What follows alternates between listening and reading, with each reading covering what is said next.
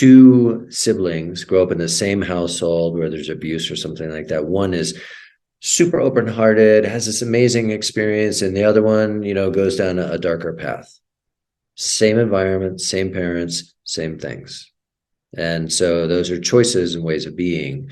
And so the other thing that gets collapsed in conversations like this is people start to get triggered. They'll be like, well, you're blaming and and if there's no blame in, there's circumstances which are legit. And then there's how we decide to experience them, whether it's Viktor Frankl's book, Man's Search for Meaning, that he was writing about his experience in the Holocaust. And he noticed that people in the camps who had selected a positive way of being and viewing life in the midst of all of this catastrophe were the people that survived.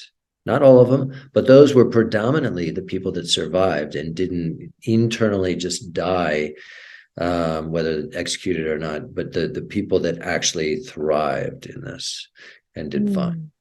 That's so huge, like what you just said, because a lot of people are dying inside before they die on the outside. And then that's what does shorten their lives. And I don't think they realize that.